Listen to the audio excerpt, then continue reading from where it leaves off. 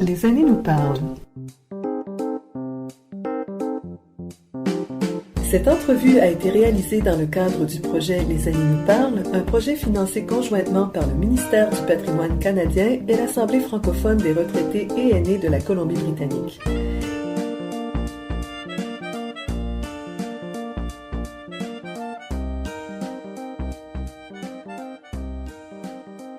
Je suis en ce moment à Grand Forks, dans les Kootenays, sur le haut d'une montagne. En fait, l'air est pur, c'est beau, il y a des montagnes tout autour. C'est un endroit dans une belle maison de bois rond. C'est un endroit magnifique. Et merci beaucoup, beaucoup de m'accueillir chez vous aujourd'hui.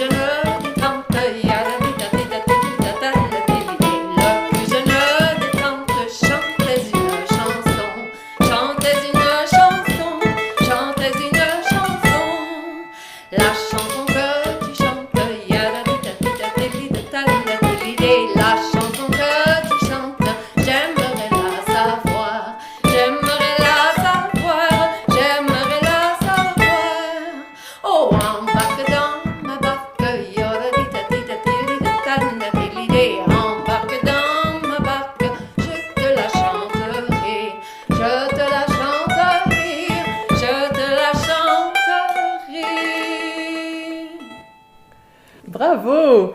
Alors, on entendait Suzanne Leclerc et Bryn Welken du groupe Vas-y. Et merci beaucoup, beaucoup de m'accueillir chez vous aujourd'hui. Notre plaisir. Alors, parlez-nous un petit peu. Donc, Suzanne, elle est originaire du Nouveau-Brunswick et Bryn est originaire de l'Ontario. Et donc, pouvez-vous nous parler un petit peu, Suzanne, un peu de votre enfance au Nouveau-Brunswick avant de venir ici? OK. Avant de venir ici, j'ai grandi sur une ferme dans un petit rang à l'extérieur du village de Saint-Quentin. Dans ma famille, on est 16 enfants. Donc, j'ai 9 frères et 6 sœurs. C'est un peu comme vivre sur une commune. Et ensuite, de la ferme, quand j'avais 13 ans, on est déménagé au village. Et quand j'avais 16 ans, je suis partie du village. Alors, c'est là que j'ai grandi. Et puis tout à l'heure, quand on mangeait, Suzanne disait vous disiez comment vous vous rappeliez la première fois que vous avez mangé du spaghetti, de la pizza. Pouvez-vous nous parler un petit peu de ça, comment vous mangez, puis comment ça s'est transformé au fil du temps? Au fil du temps. On mangeait, je pense que tout le monde autour mangeait pas mal la même chose. Tout le monde, Saint-Quentin, c'était un petit village où il y avait dans le temps 300 fermes, des petites fermes familiales. Maintenant, dans le village, il y a 8 fermes, des grosses fermes commerciales. Alors, dans le temps, tout le monde faisait la même chose. Tout le monde avait quelques vaches, quelques cochons, quelques poules. Tout le monde vendait le beurre à la beurrerie pour faire des sous, et le lait le petit lait qui restait nourrissait les cochons. Ensuite, on vendait les cochons. Mais alors, on mangeait beaucoup ce qu'on faisait pousser. Mon père faisait aussi pousser des pommes de terre, des patates. Alors, ça, on mangeait beaucoup de patates, de carottes. Je dirais qu'on mangeait des patates, des carottes au dîner, puis on en mangeait de nouveau au souper, du navet. Et l'été, quand il y avait le jardin, il y avait plus de variété à ce moment-là. Éventuellement, avec l'électricité, il y a eu des congélateurs, et puis là, on pouvait... parce qu'avant, moi, je me rappelle moins de ça, mais ma mère, s'il tuait un animal, il fallait tout qu'il mette en pot. En pot maçon, et qu'il fasse bouillir ça longtemps pour que ce soit sécure. Alors, c'était énormément de travail. Alors, je pense que tout le monde mangeait pas mal la bouffe qu'il faisait. Alors, quand le monde moderne est arrivé, tout le monde a mangé du fromage pour la première fois, a mangé des conserves, des choses en boîte aussi, des choses comme ça, des fruits plus régulièrement, etc. Alors... C'est vers quelle année chez vous que le monde moderne est arrivé? Moi, je dirais que c'est plus quand on a eu moins de choses sur la ferme. Quand mon père a arrêté d'être fermier, alors là, il fallait aller à l'épicerie. Et aussi, je pense que c'était souvent dans les petits coins, les petits villages, il n'y avait pas beaucoup d'argent. Alors, les gens faisaient avec qu'est-ce qu'il y avait. Ils n'allaient pas au magasin, excepté des choses vraiment qu'ils avaient besoin. Puis, c'était pas souvent, peut-être qu'ils allaient au magasin... aux 3 mois ou quelque chose, qui achetait quelque chose, mais c'est ça. Ou on achetait des voisins, il y avait du troc qui se faisait aussi. Un tel faisait pousser telle affaire, un tel autre, mais la plupart des fermiers faisaient de l'élevage, ils faisaient des poules, ils faisaient pousser des grains, il y avait même un moulin en farine au village, alors ils faisaient moudre leur propre farine, et puis, alors c'était comme ça que l'économie marchait. Et à partir de quand vous aviez quel âge la première fois que vous avez mangé le fameux spaghetti puis la pizza? Puis je pense que je devais avoir à peu près 9 ans, que j'ai aidé à ma sœur qui était adolescente, qui, elle, avait découvert le magazine Châtelain. Et puis qui voyait des recettes. Je me rappelle la première fois qu'on avait fait de la pizza, on avait mis ça dans une assiette à tarte, et puis la pâte était comme 2 pouces d'épais avec un peu de choses dessus, parce qu'on ne savait pas qu'il fallait l'étendre plus grand, ou on n'avait pas de casserole, de casserole à pizza, disons. Donc, quand vous aviez 9 ans, ça veut dire ça, c'était autour des années, pas encore 70. Ouais. Je suis née en 59, alors. Ouais. Et après, comment ça s'est passé, le départ de la vie de la ferme, et vous êtes allé vers où? Mon père est devenu très malade, et puis il a fallu qu'il y ait plusieurs opérations, et puis tout, et puis il ne pouvait pas garder la ferme.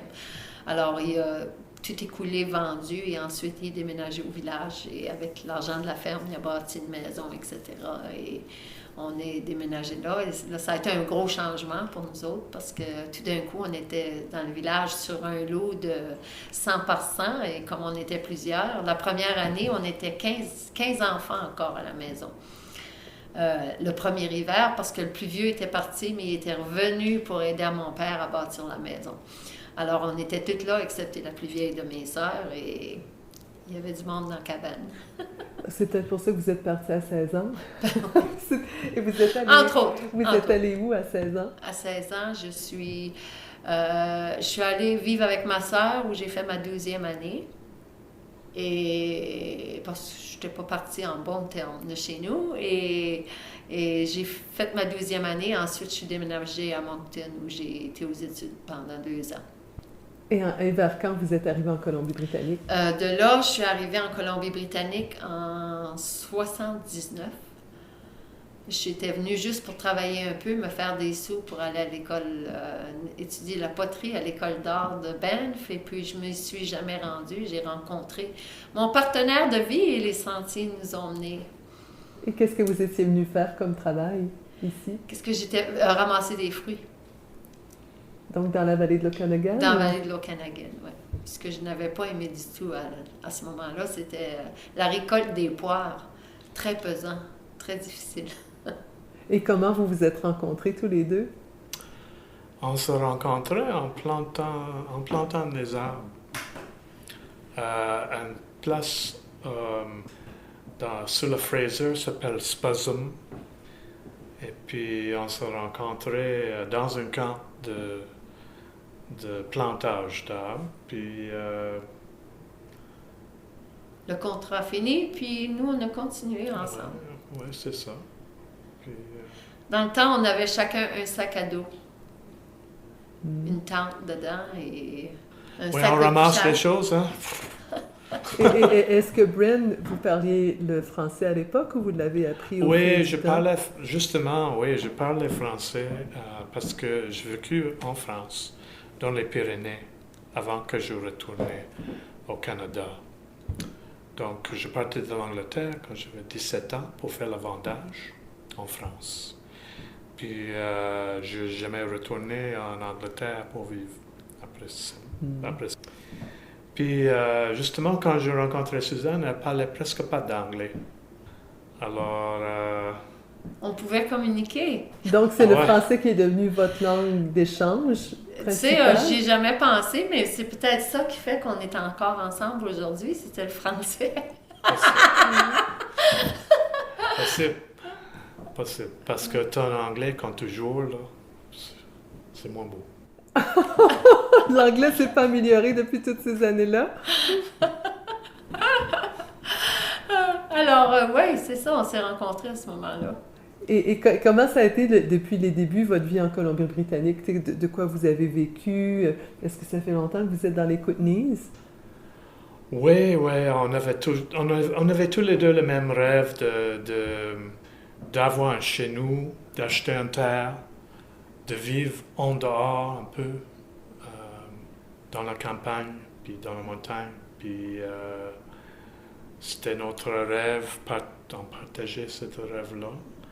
Puis finalement, on a eu l'opportunité d'acheter une terre, puis il n'y avait rien sur la terre. On a fait creuser un puits, puis... Trouver de l'eau. On a trouvé de l'eau. Alors, à ce moment-là, on l'a développé, bâti la maison. Les arbres... on a fait Bryn a fait la maison avec des arbres qui poussaient sur notre terrain. Alors, c'est un peu l'histoire de nos vies. On fait tout nous-mêmes. Et combien ça a pris? Pour ceux qui ne la voient pas, c'est une très grande maison et c'est une très belle maison, tout en bois rond. Ça vous a pris combien de temps construire une grande maison comme ça? C'est pas encore fini. Tu vois le plancher. Donc, vous avez commencé quand? Mais ça a pris, je pense que ça a pris 8 ans avant qu'on déménage. On a commencé, puis je pense après 5 ans peut-être, on a pu fermer la cave et puis faire des chambres pour nos garçons parce qu'on avait une petite roulotte dans laquelle on vivait et ça devenait trop petit. Une petite chambre pour 2 garçons qui devenaient des pré-ados.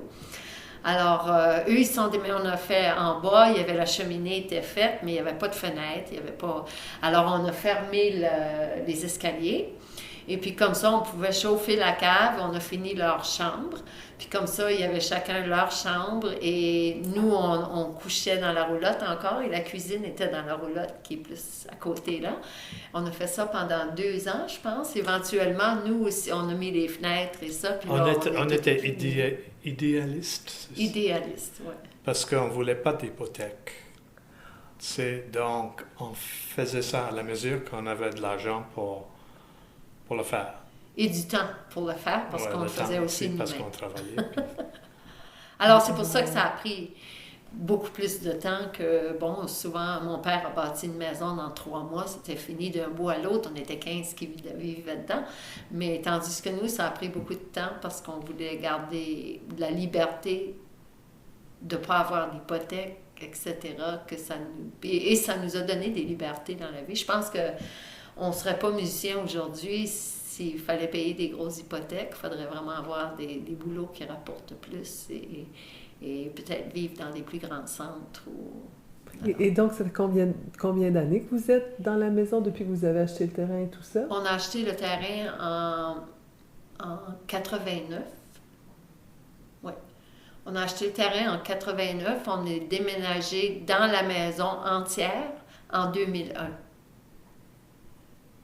Oui, parce qu'en bas, on a fini les 2 chambres. Ensuite, on a fini le reste de la cave. Et nous, maintenant, il y a une autre pièce qui est mon bureau, qui était notre chambre pendant un bout de temps. Et la cuisine, pendant 2 ans, était encore dans la roulotte. Alors, on se levait le matin, on tenait un feu dans la roulotte qui la gardait chaude l'hiver et un feu dans la maison qui la gardait chaude. Et puis, on allait entre les deux jusqu'à ce qu'on ait complété de mettre toutes les fenêtres, d'installer les armoires, etc., de fermer la maison. Ouais. Et donc, pour se rendre chez Suzanne et Bryn, c'est quand même une aventure. Je peux le dire, surtout avec une petite voiture qui est basse, parce que c'est une route avec beaucoup de trous. Est-ce que vous êtes connecté à la communauté ici ou vous vivez beaucoup isolé? Maintenant, on vit plus isolé. Je pense qu'on n'a jamais vécu ici. Parce qu'au début, on est arrivé, on a eu des jeunes enfants, presque, ça n'a pas pris tellement de temps. Alors, quand les enfants sont petits, il y a toutes sortes de choses qui se passent et on les amène, on les sort. Puis dans le voisinage, tout le monde avait des enfants. Tout le monde avait des enfants à peu près le même âge aussi, tu sais. Alors, il y avait vraiment une communauté qui se passait, puis avec l'école aussi, avec d'autres amis, il y avait toujours plein à faire, on faisait toujours beaucoup de choses ensemble. Mais maintenant, je pense qu'on vit plus isolé que jamais parce qu'on a perdu beaucoup nos contacts avec les gens autour. Quand les enfants ont grandi, tout le monde s'est mis à faire leurs choses, leurs affaires, et on ne connecte plus comme on connectait. Et nous, maintenant, on part, on revient, on part, on revient, on est en tournée, on revient. Donc, quand on revient, on a plein de projets, comme tu as vu le Grand Jardin, etc. Et ensuite, on a toujours des choses à faire. Et ensuite, on dit, dans 3 semaines, on part pour 2 semaines. Alors, OK, ensuite, on est déconnecté de la communauté. Aussi, Grand Forks, c'est une communauté où tu peux aller voir des films, des choses, des spectacles, mais il n'y a pas de centre culturel où les gens se rencontrent. Et puis, on trouve ça très difficile de rencontrer des gens aujourd'hui de manière dépassée. Bonjour, comment ça va? Et ça, de manière plus amicale et ouverte et plus intime, disons. Alors, c'est plus difficile. Mais par votre musique, j'imagine, parce qu'il faut dire que Vas-y, c'est un groupe de musique traditionnelle francophone. Donc, ça vous connecte à une communauté francophone un peu partout dans la province, j'imagine. Oui. Partout et même dans le pays. Partout au Canada. Au Canada même, parce qu'on a joué dans l'Est aussi et ça. Alors, ça connecte, mais pas dans le sens de... on est plus connecté aujourd'hui, c'est ça, avec des gens qui n'habitent pas ici. Parce que ça fait 10 ans qu'on a commencé vraiment le duo, 2005, ça fait 11 ans qu'on a commencé vraiment à jouer de la musique traditionnelle canadienne-française. Plus parce qu'au début, on jouait du celtique, du bulgare, des choses, jusqu'à ce qu'il y ait eu une opportunité pour faire un petit concert avec la musique de nos racines. On a dit, on va faire des chansons que mon père chantait, des choses comme ça. On a fait un petit concert, le monde a aimé ça. On a dit, mais on devrait... Et Bryn aussi aimait beaucoup la musique de violon québécois, la tradition canadienne-française de violon. J'ai toujours aimé ça. Oui.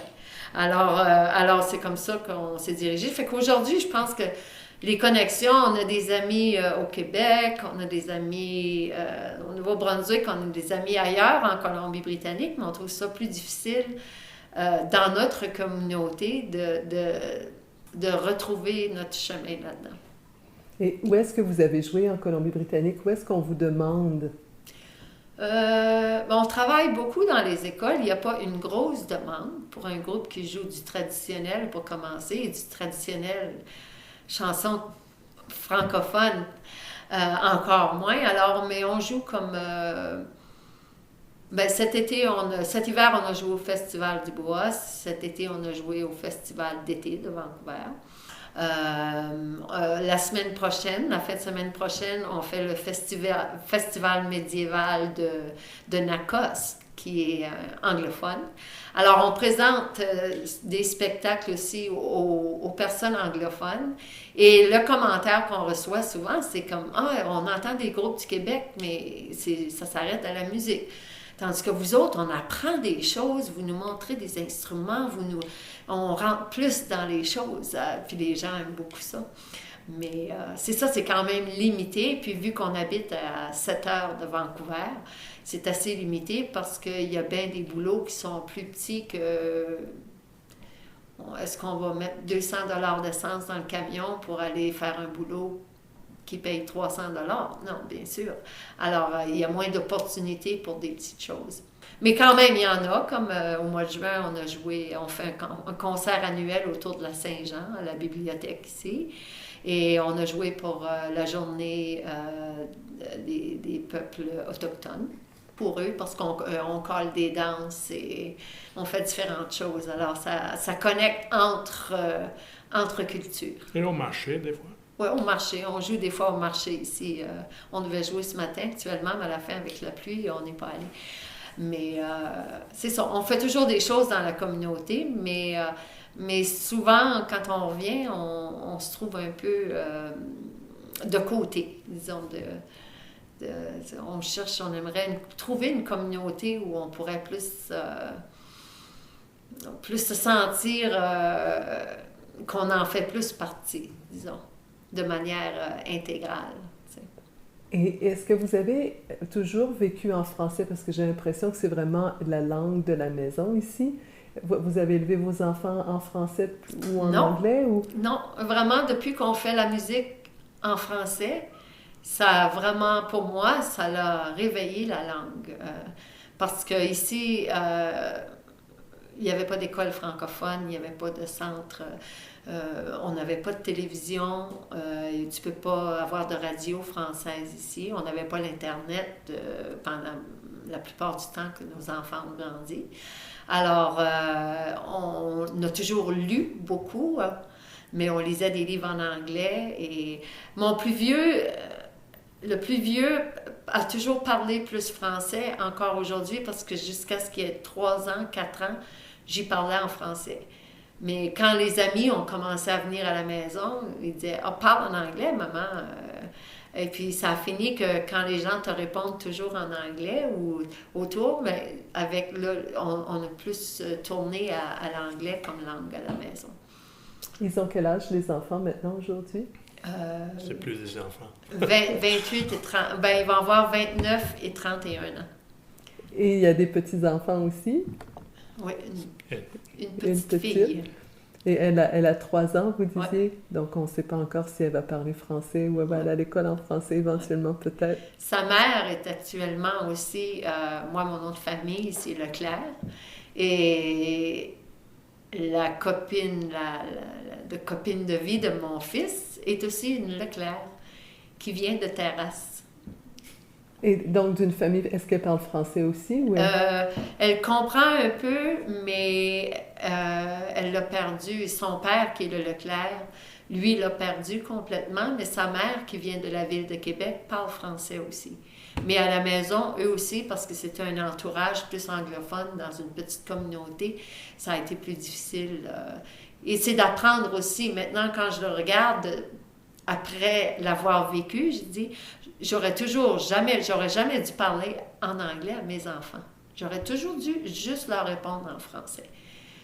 Mais on veut être gentil, on veut faire que tout roule le plus facilement possible. Alors, c'était, je dirais, une erreur de ma part.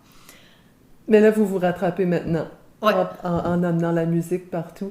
Alors, si je comprends bien, à Grand Forks, il n'y a pas vraiment de francophones ici. Quelques-uns. Il y en a, je dirais, je les compterais sur ma main comme ça. Et est-ce que vous savez, ils viennent d'où? Un vient d'Ontario, Jean vient du Québec. Lucie, Québec. Lucie vient de Montréal. Ensuite, il y avait Lionel au bout de la route. Lui, il venait de France, mais maintenant, il est déménagé à Spring. Et je ne sais pas si j'en connais d'autres francophones. C'est pas mal tout, je crois. C'est comme je te disais, avec moi, je pense que ça fait 5. Il y a beaucoup de Russes ici. De Russes? De deux bords. Et qu'est-ce qui amène les gens ici? Je ne sais pas, les gens, qu'est-ce qui les amène, mais je pense que c'est une belle région. Aussi, le prix des maisons et des terrains est beaucoup moins cher qu'ailleurs en Colombie-Britannique. C'est d'ailleurs ce qui nous a amenés ici, d'une certaine manière. C'est parce qu'on a pu... on pouvait acheter un lopin de terre avec les sous qu'on avait sans avoir d'aide de la banque. Et parce qu'il n'y avait aucune bâtisse dessus, il n'y avait pas d'eau développée, rien. C'était le meilleur prix de terrain en Colombie-Britannique que j'ai connu. Mais c'est ce qui nous a amenés ici. Ça fait que je ne sais pas si c'est ce qui amène. C'est une vallée aussi où il fait beaucoup de soleil. Et c'est pas achalandé comme l'Okanagan. Mais il y a des très belles températures, des lacs, des rivières, on peut se baigner, c'est quand même assez propre. Il y a beaucoup de nature et la vallée est orientée est-ouest, donc le soleil, il y a beaucoup de soleil dans la vallée. Et qu'est-ce que les gens font comme travail ici? Oh, beaucoup de monde travaille. Il y a un moulin. Il y a le moulin. Il y a aussi une fabrique d'isolant. Des fermes, il y avait toujours des petites fermes. Il y a toujours... il n'y a pas vraiment dans cette région, dans ce village ici ou les environs, de grosses fermes industrielles. C'est plus encore toujours des petites fermes mais il n'y a pratiquement pas de fermiers que c'est leur seul boulot, qu'ils font autre chose et puis que c'est des à côté beaucoup. Mais ça recommence, ça. Il y a des gens qui déménagent dans la région, qui font pousser des vergers, parce que c'est très bon pour l'agriculture ici, mais ça avait été oublié. Alors les gens disent, mais dans l'Okanagan, on ne peut plus acheter là, c'est tellement cher. Mais regarde, on peut venir dans la vallée ici, puis quelqu'un qu'on connaît est en train de développer des vergers énormes et puis tout ça, parce qu'il dit, ouais, toutes les conditions sont parfaites, mais le prix de la terre est beaucoup moins. Fait que je pense que c'est beaucoup ce qui amène les gens. C'est comme, wow, c'est une belle région, il fait beaucoup de soleil, les températures sont belles, c'est pas pollué, c'est relax, il n'y a pas de trafic, il y a 2 lumières en ville, 3 kilomètres presque entre chaque ou quelque chose, comme 1 kilomètre. Alors, c'est la vie très au ralenti. Puis je pense que ça attire beaucoup de gens. Beaucoup de gens sont retraités aussi, ils vendent leurs fermes dans les plaines ou ils vendent des propriétés à Kelowna ou dans le coin de Vancouver et déménagent ici. Et retraités, il y a un hôpital qui a été tout arrangé pour ça dans les derniers 10 ans. Alors, c'est une région où les gens, je pense, reviennent beaucoup. Et il n'y a pas énormément de jeunes familles, mais il y en a quand même pas mal. Pareil, mais il n'y a pas de jeunes comme quand tu vas à Victoria, que tu sens vraiment, il y a plein de jeunes, il y a beaucoup d'énergie, de jeunes adultes, c'est vibrant, tandis qu'ici, c'est plus... C'est drôle parce qu'à Victoria, c'est pas comme ça qu'on en parle, mais Ouais. c'est ce que Victoria, c'est appelé la ville des newlywed or nearly dead. Ah oui? Oui, puis il y a beaucoup de retraités. Alors en fait, Ouais, les jeunes qui viennent à Victoria, des fois, trouvent ça un peu lent. Ouais. Donc c'est drôle que... Ouais. Mais je pense qu'à cause des universités, des collèges, ça amène beaucoup de jeunesse. Puis je pense qu'il y a beaucoup de monde qui, peut-être, ont grandi sur les îles et l'île de Vancouver. Et pour eux, j'en ai rencontré plusieurs qu'aller à Vancouver, ça ne les intéresse pas. Ils sont plus la vie pastorale, un petit peu plus relax. Ils veulent rester sur l'île, mais s'ils veulent avoir l'expérience de la ville, Victoria, moi je trouve que Victoria, il y a beaucoup de jeunes, beaucoup de gens en bicyclette, beaucoup de... il y a cet autre aspect-là. Il y a beaucoup de retraités, mais il y a beaucoup de jeunes aussi qui viennent. Tandis qu'ici, il y a beaucoup moins de jeunes qui viennent que de retraités, je dirais, ou qui achètent des propriétés, en tout cas. Et qu'est-ce qui vous anime, pour revenir à la musique, qu'est-ce qui vous a donné le goût de faire de plus en plus de musique en français et qui continue de vous motiver à faire des spectacles de musique en français? Moi, je pense que ça nous fait partie d'une communauté de monde comme... de bons vivants.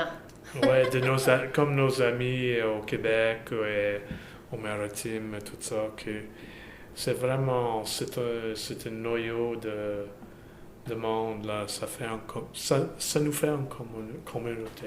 Ouais. C'est le monde du traditionnel francophone, c'est un petit monde. Puis quand on trouve toujours ça quand on va au Québec ou dans les régions, tous les musiciens ils se connaissent tous, c'est un peu comme une grande famille. Et puis, quand tu joues le genre de musique, de jouer ce genre-là, ça nous fait rencontrer toutes sortes de gens superbes. On va au Québec, on rencontre des gens qui vivent comme nous, on rencontre toutes sortes de gens, on en rencontre à Montréal. Mais c'est vraiment quelque chose qui nous unit, qu'on partage. C'est quelque chose qu'on partage, qu'on aime beaucoup. Côté musique, ben, je pense que, autant moi que Bryn, on a toujours aimé la musique du monde. Et puis, le trad canadien-français, c'est notre musique du monde. Il y a des trucs qui viennent d'avant, mais les gens, et on compose encore, c'est pas juste des vieilles choses, on leur redonne la vie avec nos arrangements, avec la manière qu'on les chante, avec la manière qu'on les joue, avec l'énergie qui s'émane de nous quand on le fait, l'énergie quand tu chantes pour une audience, puis que tu vois qu'est-ce que ça leur donne et ça te revient. Alors, c'est toujours de l'énergie, c'est super. Et c'est la musique canadienne, dans le sens que c'est toutes les cultures les premiers colons qui sont venus au Canada, là. Ça fait comme un mélange. Le trad, c'est comme un mélange de musique de toutes ces cultures-là, de cette époque. Comme des Irlandaises, des Écossaises, des Français, des Anglais, surtout. Oui, ça se retrouve toutes ces influences-là dans la musique. Et des autochtones, bien sûr. Oui, de violon. Surtout comme la musique de violon, il y a beaucoup de... les chansons, c'est un petit peu différent. Les chansons sont vraiment de France, plus. Mais la musique a été le violon, qui était l'instrument principal dans le temps, dans toutes ces cultures-là. Il y a eu beaucoup d'échanges entre les gens, puis il y a vraiment des influences très fortes dans le répertoire de violon traditionnel québécois, des influences très fortes irlandaises, parce que les Irlandais sont venus en passant par le Québec, et des Écossaises aussi. Et puis de ça s'est tout mélangé aussi avec la musique des métis, en se mélangeant avec les peuples autochtones. Alors toutes ces musiques-là sont très, très reliées au Canada actuellement. Vous disiez que quand vous alliez dans les écoles, justement, vous apportiez un aspect historique en faisant la musique. Qu'est-ce que vous leur racontez aux enfants? Ce qu'on fait, ça dépend de ce qu'on fait. On a un spectacle qu'on fait qui s'appelle « Vas-y en Nouvelle-France ». Alors, c'est plus comme une pièce de théâtre avec musicale. Alors, dedans, on introduit 11 instruments qui existaient à l'époque, donc pas de banjo, pas de musique à bouche. Et alors, à ce niveau-là, et aussi, dans les écoles, on y va, on enseigne des chansons, des danses, des rimes, des rondes, des choses comme ça, des ateliers d'art traditionnel du Canada français, que je les appelle. Et puis, à ce moment-là, il y a plus d'échanges et de communication. Mais dans la partie, le spectacle Vas-y en Nouvelle-France, bien sûr, il y a de l'histoire autour du thème aussi, et des chansons. Et puis, dans les ateliers, il y a de l'histoire, il y a de la culture, alors t'expliques tout ça en leur donnant, même si c'est un atelier de danse, ils vont apprendre que ça se danse, c'est des danses anciennes, mais ils dansent encore, et puis que la culture irlandaise en a des semblables, et que la culture écossaise aussi, alors ça fait beaucoup de liens. Quelles sont ces danses-là? C'est des danses traditionnelles, alors comme... qui semblables, ce serait des 7 carrés, des contredanses américaines, genre en ligne. Chez moi, on dansait des danses comme ça quand il y avait des noces. Mais du temps de mes grands-parents, quand il n'y avait pas de télévision, etc., le monde, ça se rencontrait, les familles, les amis. Il allait avoir un violonneux dans le village, puis il jouait, puis ça dansait des danses calées souvent. Si les gens ne les connaissent pas, tu n'as pas besoin d'aucune connaissance. Un partenaire ou une partenaire, ça peut être n'importe qui. Et puis les personnes donne les directives de la danse à mesure avec le violon qui joue, puis voilà, ça se fait. Alors, c'est vraiment des danses communautaires, puis c'est des choses qui forment la communauté, puis qu'on a un peu mis de côté, mais que nous, en le faisant dans les écoles, c'est de le ramener. Parce que quand on fait des danses comme ça, c'est des moments qu'on partage avec d'autres individus. Puis on se touche, on se donne la main. On vit dans un monde où on touche à personne, on peut vivre sans avoir d'échange. Et souvent, ça rend les gens tristes. Alors, de toutes ces choses-là, c'est des choses, si on développe, c'est social, c'est amusant, c'est de santé. Tu danses toute la soirée, tu as fait de l'exercice, tu reviens chez toi, tu te sens bien, ton esprit es ouvert, tu es content, tu souris, alors tout ça, tu sais. Puis je suis curieuse aussi des instruments, les 9 instruments qui existaient à l'époque. C'est quoi ces 9 instruments-là? Le luth, le violon, La mandoline. la mandoline qui est un luth treble. Ouais. Les cuillères, les pieds, le tambour, quoi d'autre? La guimbarde, je joue de la guimbarde aussi. Et la guimbarde, c'est très, très ancien, ça remonte en Chine. En Asie du Sud-Est. Alors, il y a encore là, on a toutes sortes de connexions entre les peuples qu'on ne s'imagine pas, jusqu'à ce qu'une passion, on développe une passion pour quelque chose, on commence à vouloir en savoir plus, puis là, on réalise toutes les connexions, puis je suis certaine, moi, j'ai ça en musique, avec les instruments et ça, mais c'est probablement dans toutes sortes de choses dans la vie, toutes sortes de passions, qu'on découvre qu'on a beaucoup plus en commun avec d'autres gens qu'on a qui est différent. C'est comme le luth. Le luth, ils viennent d'Égypte. Et, ça s'appelle l'oud. Oui. Puis la guitare ancienne aussi, ça vient des Arabes originaires qui sont venus en Espagne. Puis, Donc, c'est vraiment un petit tour du monde, en fait. Bien que ce soit de la musique canadienne-française, mais ça passe par toutes les cultures. Toutes les cultures se rejoignent quelque part dans la musique. Oui. Mais la musique, ça nous amène à des places. Hein. Ça nous fait découvrir des choses pas mal. C'est intéressant, même comme des chansons, par exemple. Il y a toujours des vieilles chansons qui ont des histoires, c'est peut-être un événement qui est passé. Il y a 800 ans qu'on a une petite ligne dans une chanson qui fait allusion.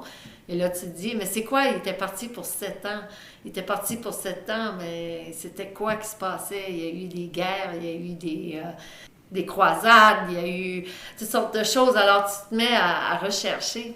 Puis tout à l'heure, j'avais commencé à expliquer que dans la musique, il y avait beaucoup d'influences comme irlandaise, écossaise, métis, canadienne, française, acadienne, québécoise, ça se rejoignait beaucoup, mais pas dans les chansons. Les chansons, les Français ont toujours continué à chanter des chansons en français. Et les chansons traditionnelles, 95% au moins viennent de France. Ils sont venus avec les premiers colons, puis il y en a qui ont continué d'être chantés au Canada, mais qui n'étaient plus chantés en France, qui sont plus connus, mais que nous, parce que la culture, quand le Canada est devenu anglais et que c'était plus la Nouvelle-France, ben là, il y a eu une couple de centaines d'années où il n'y avait plus de bateaux régulièrement entre la France et le Canada, et tout ça. Alors, la culture a resté figée dans le temps. Et ça, c'est une des choses à propos du folklore ou du trad. Trad, la différence entre folklore, c'est des choses qui se passaient et qui sont comme finies. Mais c'est un terme que la plupart des gens qui font de la musique trad n'aiment pas. Parce que trad, c'est vivant et ça continue. T'sais, on compose encore, on fait des choses. Tu vois, au Québec, il y a des danses régulièrement dans plusieurs communautés. Il y a plein de jeunes qui apprennent le violon. Il y a plein de... Alors, ça vit, ça continue. C'est pas juste quelque chose que faisaient nos arrière-grands-pères, mais encore aujourd'hui, il y a des gens qui en sont complètement passionnés et qui créent constamment. Et qu'est-ce que vous voyez? C'est quoi vos rêves pour l'avenir? Dans votre musique, dans votre vie, vers quoi vous allez? Mon plus gros rêve, ce serait de... Je pense que mon plus gros rêve, ce serait de continuer à jouer de la musique, mais ça, c'est moins un rêve, mais ce serait aussi de trouver une communauté où il y aurait plus de musique, où il y aurait plus d'échanges, avec qui j'aurais plus d'échanges. C'est une des choses que je trouve qui manque dans ma vie. Disons que j'aimerais qu'il y ait plus d'échanges très simples, mais plus une communauté vibrante, où tout le monde partagent et font plus ensemble, peu importe d'où ils viennent, où ils s'en vont, qu'est-ce qu'ils font, mais qu'il y a plus un sens de communauté, d'appartenance et de faire quelque chose en groupe, une vision plus incluant plus de gens. Et Bren?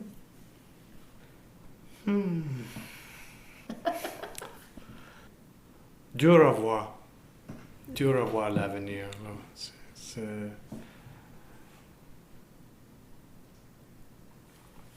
Pareil comme Suzanne aussi, mais j'aimerais surtout je vais continuer à jouer. Puis peut-être à un moment donné, on va downsize. Tu sais, je pense que ça va venir aussi. Qu'on veut parce que on a comme dans la nid qui est vide maintenant. Donc c'est trop grand maintenant. Ouais, c'est trop pour grand vous pour deux. juste nous deux. Là. C'est une grande maison. C'est une maison pour une famille, ça. Mm-hmm. Pas juste pour deux personnes comme nous. Auriez-vous l'intention de vous rapprocher justement d'une communauté plus... parce que vous êtes quand même assez isolé Oui. où vous habitez, donc d'habiter dans un endroit plus... où il y a plus de monde autour? Ouais. Oui, on y pense, oui, on y Ouais. pense. Mais il y a toujours le tiraillement entre La nature. la nature qu'on aime beaucoup et l'endroit est magnifique et on y a mis quand même au moins 30 ans de notre énergie ici. Et puis, on adore l'endroit, on adore la maison, on adore tout autour, mais on sent vraiment un grand manque de communauté et de relations interpersonnelles, à moins qu'on aille ailleurs. Et je crois que si on pouvait meubler nos vies avec ça, on serait prêt à faire le saut. Mais quand même, quand ça fait 30 ans que tu es à quelque part, tu es un peu hésitant à tout lâcher puis dire, ben on va aller essayer ça. Mais quoi, si on n'aime pas ça maintenant? Oui. Alors, on est à un point tous les deux où c'est un peu un tiraillement. On ne sait pas trop quoi faire, mais on ne veut pas bouger trop vite non plus parce qu'on... Et puis aussi, mais ici, il y a plein de mémoires, de belles mémoires d'avoir grandi avec qu'on a vécu avec nos enfants. Mais éventuellement, c'est ça, la maison est grande, on vieillit. On est dans l'Ouest. Ouais. Hein? Et l'Ouest, c'est ça. Comme sur cette montagne, il y avait, d'origine, il y avait 5 homesteads. Famille, des fermes familiales, des petites Dans les fermes. années 18. Fin 18 jusqu'au début d'à peu près 1930. Puis à un moment donné, cette montagne, il n'y avait plus personne. Ils ont toutes parti, petit à petit, je ne sais pas comment ça arrivait vraiment, mais il n'y avait plus personne et il restait juste des maisons. Et il y a quelques maisons qui restent, que c'est des maisons ou une grange qui est originale. Il y a une grange là qui est originale, il y a une maison et une grange là qui sont originales. Cette propriété ici, il y a juste une fondation de pierre en bas là. Puis, mais à un moment donné, là, tout le monde est parti. Et c'est comme ça dans l'Ouest. C'est ça la différence que moi je vois. Que dans l'Est, là, c'est des communautés qui sont... Comme on a des amis qui vivent dans le même village, qui étaient nés, tu sais, encore, ils vivent encore là. Ou dans ma famille. Mais dans l'Ouest, tu trouves presque pas ça. Je veux dire, ça existe presque pas, je trouve. Je vois pas beaucoup ça. Donc vous pensez que l'Ouest, c'était des communautés plus migrantes? Ouais. Oui, ça bouge. Et ça a toujours été. Ça a toujours bougé comme ça. Parce que le monde venait pour chercher de l'or, pour travailler dans une mine. Tu sais, Dans le bois. Ça allait avec le travail. Ça suivait le travail, ça suivait de l'argent. Ouais. Ça suivait de l'opportunité qu'il y avait. Puis, c'est vrai. Je pense que c'est une grande différence. Peut-être ça fait que le monde sont moins connectés c'est dans l'Ouest à cause de ça. En moins de racines. Oui, Ouais. Ouais, c'est oui, ça. oui. Parce que quand je vois certains de mes amis au Québec, là, tu sais, vraiment, ils ont un sens de place. Et dans l'Ouest, je ne sais pas si on a ça vraiment. Chez eux, c'est chez eux. Et dans l'Ouest, c'est ça parce que les gens ont bougé beaucoup. C'est dur de trouver cette sensation-là de chez nous. C'est plus jeune aussi, hein? C'est juste 200 ans qu'il y a de monde ici. Mhm. Le monde, je veux dire, la civilisation blanc ou whatever. Ouais. C'est- Un monde organisé. Ouais. Ouais, Enfin, organisé. d'une organisation à notre façon, on va Ouais, dire. ouais. Et quand vous repensez à votre vie, aux choses que vous avez faites, à votre famille, à votre musique, enfin aux choses qui vous passionnent, de quoi vous êtes le plus fier maintenant? Nos enfants, Ouais, moi, c'est ça que j'allais dire aussi. Mes enfants, vraiment, ça a été le projet le plus important de ma vie. Que, si tu veux, c'est un... et ils nous ont dépassés. Et on est bien contents qu'ils nous ont dépassés, puis ils vont faire beaucoup mieux que nous. Dans quel la sens? vie. Ouais, parce que peut-être ils ont les meilleures opportunités parce que on a vu des erreurs que nos parents ont fait, tu sais. Puis on essaie de pas le faire avec nos enfants. Comme moi, mes enfants, c'est mes amis. C'est mes enfants, mais c'est peut-être mes meilleurs amis aussi, tu sais. Parmi mes meilleurs amis. Hein. Puis, donc, et c'était notre focus pour tout ça, je veux dire. C'était notre focus, c'était ça. Puis, ouais. Est-ce qu'ils font de la musique, vos enfants? Pas professionnel. Pas professionnel et pas... tous les deux, ils ont des attirances. Un jouait de la guitare, mais là, avec le travail et tout, la petite fille, les enfants, alors c'est moins, mais c'est des choses qu'on peut prendre et laisser. L'autre, l'harmonica, la guimbarde, ça, ils aiment bien ça aussi, mais ils sont très occupés avec d'autres choses. Fait que je pense que c'est... Ce qu'ils voient un peu, c'est l'exemple de... Nous, dans le temps aussi, quand j'avais leur âge, je faisais pas beaucoup de musique. Brian a toujours joué de la musique. Même quand je l'ai rencontré, une des premières choses, on est sorti du camp de plantage et il est allé dans l'Okanagan chercher sa mandoline qu'il avait laissée chez un ami. Mais disons je pense que nos enfants, oui, éventuellement, ça pourrait bien leur reprendre. Mais ils sont tous les deux très dans la nature. Et puis faire faire de la randonnée, du kayak, du canot, des choses comme ça. Et ça, beaucoup. Et ça, nous, on s'est toujours dit que pour être bien vieillir, il fallait se garder en forme. Et puis qu'ici, on faisait ça de toute façon. On est dehors beaucoup. Fait que c'est quelque chose qui a toujours été partie de nos vies et qu'on voit qui fait partie de leur vie maintenant. Mais ils suivent leur rêve aussi. Ils suivent leur rêve aussi. Ils sont débrouillants, puis... Ouais. Parce que c'était, en fait, ma dernière question, c'était justement ça. Qu'est-ce qu'ils ont gardé de vous? Qu'est-ce que vous voyez qu'ils ont de leur héritage, de leurs parents? Wow, ça c'est une grosse question, hein? Puis est-ce qu'ils ont, dans cet héritage-là, est-ce qu'il y a un héritage, par exemple, de vos origines, par exemple, toi du Nouveau-Brunswick? Est-ce qu'ils ont quelque chose de ça?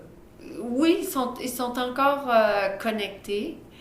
Comme justement, l'été prochain, ils veulent tous les deux aller dans l'Est. Ma famille se rencontre à chaque 5 ans. Alors, c'est important pour eux. Puis, une cousine qui est déménagée à Calgary, qui est dans les mêmes âges, qui connaissait, avec qui il jouait quand on allait, quand il était petit. 2 cousines. Une est à Calgary et l'autre était à Hinton, en Alberta. Ils sont toujours restés connectés. Ils ont fait des petits voyages ensemble camping, canot et ça depuis que les filles étaient venues. Alors je dirais ce qu'ils ont de nous le plus, c'est l'amour de la nature et de l'appréciation de la nature peut-être dans leur vie, malgré qu'ils ont des vies très occupées, ils sont très remplis dans que ce soit leur carrière ou leurs études. Mais je pense que la nature, c'est quelque chose qu'ils ont. Et puis je pense que la famille, c'est important aussi. Pour moi, dans ma famille, je viens d'une grande famille, on a toujours été un peu plus proches, dans un sens. Nos familles étaient pas mal différentes, parce que mes parents, c'était des catholiques qui ne se seraient jamais même pensé de se séparer. Et moi, j'étais le premier anglais dans la famille. Ah oui. Est-ce que ça a été un choc? Pas pour moi, mais peut-être pour les autres, pour sa famille. Peut-être pour mon père, peut-être, ou mon... Mais je pense que c'était pas un choc. Quand j'allais visiter chez eux, quand on allait chez eux, on restait dans la maison de son père. Puis, on était mariés. Mais pas à l'église. Pas à l'église. Alors, moi, on n'avait pas de droit à coucher ensemble. Moi, ils m'ont mis dans les bunk beds avec les frères, là. Les petits frères. Moi, j'étais dans les bunk beds. Puis... Est-ce que ça a duré longtemps, ce traitement-là? Oui. Toujours. Oui. Toujours. Oui, c'était comme ça. Même quand vous avez eu des enfants, c'était encore comme ça? Oui. Parce qu'on n'était pas mariés à l'église. Puis moi, ils sont très religieux, même pas autant avec l'Église qu'avec le pape. Il était très à la droite. Mais moi, j'ai toujours respecté ses croyances, tu sais, je veux dire. Mais il n'était pas gentil avec Bryn. C'était la seule chose. Non. Autrement, il nous traitait actuellement comme tous les autres, excepté quand ça venait le temps d'aller au lit. Et puis, il n'y a jamais eu de petite... rien comme ça, mais c'était juste... eux, dans leur conscience, c'était que... Puis parce qu'ils étaient très catholiques, ils suivaient le pape, et c'est une religion très coupable. T'es coupable. Du moment que t'es né, t'es coupable, parce qu'on est descendant d'Ève et d'Ève. Du péché, oui. Alors, pour eux, c'était que si eux... ils auraient accepté de plus, parce que moi, je ne suis pas religieuse du tout, et que je même décidais, je suis la seule de la famille, j'ai des frères et sœurs qui ne sont pas religieux, mais traditionnellement, dans l'Est du pays, tout le monde se marie à l'église, les francophones. Peut-être ça change dans les villes et ça, mais traditionnellement, le monde en Acadie se marie à l'église. Alors, pour mes parents, c'était comme, eux, ils auraient été coupables. Ils auraient été coupables s'ils nous laissaient dormir ensemble sans s'être mariés à l'église. Ça aurait été de leur faute et il aurait fallu qu'ils purgent au purgatoire à cause de ça.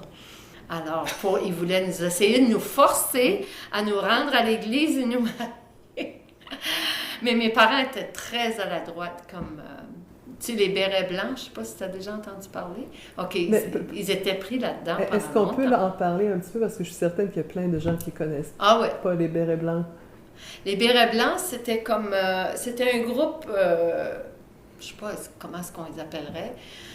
C'est juste un groupe de gens religieux très à la droite qui a fait surface, je ne sais pas l'histoire exactement, mais après le tournant des années 1900, certainement. Mais c'est des gens qui trouvaient que les premiers fondateurs de ce mouvement-là, qui étaient... Puis je pense dans le coin de Montréal, à quelque part, il y avait comme des grosses bâtisses, je ne sais pas s'il y avait acheté des anciens, peut-être un ancien séminaire ou quelque chose comme ça, et il y avait un centre de ça. Et il y était des gens qui trouvaient que l'Église allait beaucoup trop à gauche et que l'Église s'en allait sur le diable.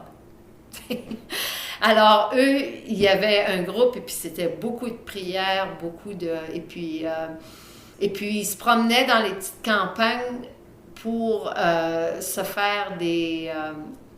en anglais, tu dis followers, en français. Des disciples. Des disciples. Et puis, souvent... je pense que les gens, c'était un peu des doctrines, ils devenaient endoctrinés. Parce que dans ma famille, du côté de mon père, pas de ma mère, mais du côté de mon père, il y avait des frères qui se sont ramassés là-dedans, leurs enfants aussi, puis des enfants pas nécessairement qui voulaient faire ça, mais comme dans les années 70, par exemple, quand c'était la mode des jupes courtes, nous, il fallait mettre des jupes longues. C'était pas cool pantoute, là. On allait à l'école, on mettait le boss, puis là, on roulait nos jupes. Mais alors, ces gens-là, mon père n'était pas là-dedans pendant longtemps, mais à un moment donné, il est devenu très malade et il était très malheureux. Et il était très blessé parce qu'il a perdu toute la ferme qu'il avait bâtie. Il avait tout son rêve s'est écoulé à cause de sa maladie. Et ces gens-là sont venus, ils ont frappé à la porte, et puis ils ont été invités, et puis ensuite ils venaient, puis ils revenaient, puis c'était un peu un mouvement comme ça, mais super à la droite. Et puis ils endoctrinaient les gens qui avaient des problèmes peut-être mentalement, socialement, émotionnellement, et puis tout ça, et puis qui les embarquaient dans leur bateau. Et comme chez nous, il pouvait arriver des fois 2 voitures pleines de bérets blancs, juste avant le souper. Alors, ma mère, elle faisait le gros souper, tous les enfants couchés à terre, les lits sont pour les bérets blancs. Alors, c'était un peu une scène comme ça. Aucun des enfants aimait les bérets blancs. Et puis, il fallait prier des chapelets. Oh là là! Alors, c'était l'expérience des bérets blancs jusqu'à ce qu'un jour, il s'est passé quelque chose. J'ai écouté une conversation au téléphone de mon père qui disait au centre de Montréal, je ne veux plus vous voir, venez plus, parce qu'ils avaient parti une histoire à propos d'un curé que mon père respectait beaucoup, qui avait travaillé beaucoup pour les cultivateurs de la région, et puis qu'il l'avait traité de toutes sortes de noms. Et puis que lui, c'est là qu'il a réalisé que, wow, c'est pas correct, ça marche pas. Et puis ça a été la fin de venir chez nous. Mais il y a une période de presque une vingtaine d'années où c'était très, très fort. Ça a causé beaucoup de problèmes entre parents et enfants actuellement. C'était pas ce que mes parents voulaient, mais ça a été le résultat à la fin. Et ça s'est traduit pour vous autres, ça a créé justement le fait qu'il n'y a pas de religion dans votre famille. Oui, dans ma famille. Et ça a été aussi une des raisons pour laquelle moi je suis partie à 16 ans de chez nous, parce que mes parents étaient tellement à la droite. Et j'étais adolescente, je voulais sortir, je voulais vivre, et puis j'avais pas le droit. Alors un jour j'ai dit, je prends le droit, et je suis partie comme ça, c'est tout. Alors, mais éventuellement, ça s'est raccommodé, mais ouais. En tout cas, l'histoire des bérets blancs, j'y pense pas souvent, eux autres. On parle pas souvent des bérets blancs maintenant. Ouais. Et, non, je suis... Alors, avec l'histoire des bérets blancs, tout à l'heure, vous parliez comment vous aimeriez à retrouver cette communauté et appartenir à une communauté. Peut-être qu'il y a un petit modèle ici, avec les bérets blancs puis les voitures qui se présentent dans les villages. Peut-être que vous pouvez faire la même chose avec votre musique. Avec la musique. Et recruter. C'est un peu ce qu'on fait, je crois bien. Maintenant, on se promène, les gens nous ouvrent les portes. Ça vous a peut-être inspiré plus que vous pensez. Non, je pense que c'est encore là, on parlait de lien entre communautés, que ce soit au niveau de irlandais, francophone, écossais, ou dans la communauté en général, c'est qu'on a des liens entre nous et on cherche toujours cette appartenance à quelque chose, à un groupe, à une... parce qu'on est des êtres humains, je pense que c'est la différence entre les êtres humains et peut-être certains animaux, parce que nous, on reste dans la nature, on voit qu'il y a beaucoup d'animaux qui communiquent tout le temps entre eux autres aussi. Mais disons que les êtres humains, on a besoin de ça, de plus besoin peut-être de ce support entre nous. Alors, c'est une chose qu'on cherche, communauté, parce qu'on veut en faire partie. Et peut-être que dans l'Ouest, on cherche ça beaucoup parce que nos familles sont souvent derrière. Comme moi, la plupart de ma famille est au Nouveau-Brunswick, au Québec, et ça, eux, ils se voient souvent. Mais moi, j'y vais pas souvent. Alors, peut-être qu'on cherche cette communauté-là parce qu'on ne l'a pas dans nos vies. Nos enfants, maintenant, sont partis. Les liens qu'on avait dans cette communauté ici étaient beaucoup à travers les enfants, d'autres parents qui avaient des enfants. Maintenant, les enfants sont partis. Oups, changement. Alors, c'est ça. Les liens puis l'appartenance qu'on aimerait toujours avoir, qu'on cherche dans nos vies. Et comme Bryn le disait, avec cette communauté qui bouge beaucoup, probablement que peut-être que c'est une façon dans l'Ouest de créer une communauté, ce que vous faites en voyageant, en créant, en se retrouvant avec les gens qui vous ressemblent. Oui. Possible. Ouais. Peut-être on est des abeilles. Hein? Possible. J'espère, avec les enfants, qu'on a les abeilles. On sème les idées, On butine. On butine partout, puis on finit par créer cette famille. Et c'est ce que vous créez avec votre musique. Oui, parce que je pense qu'aujourd'hui, la famille, ça change. Qu'est-ce que c'est notre famille, ou c'est comme un noyau. C'est peut-être plus notre noyau. On crée nos familles parce que ça a changé. Quand moi, j'ai grandi dans une famille de 16 enfants, c'était un gros noyau et c'est encore un noyau, mais quand on part de ça, et alors on cherche toujours à retrouver ça, à un niveau quoi que ce soit. Et aujourd'hui, aujourd'hui, en plus dans l'Ouest, mais aujourd'hui en général, parce que les familles sont plus petites, les gens, un est d'un côté de la planète, l'autre est de l'autre, etc. beaucoup, mais on se bâtit ces familles-là avec des gens qui nous entourent, ou des amis, ou des gens avec qui on se sent plus proche, ou qu'on partage du vécu. C'est qu'on partage, qu'on vit des choses ensemble. Qu'on parle de choses qu'on a vécues ensemble, qu'on parle de choses qu'on va vivre ensemble. Merci beaucoup, Bryn et Suzanne, pour votre accueil et pour ce bel entretien. Merci. Un plaisir.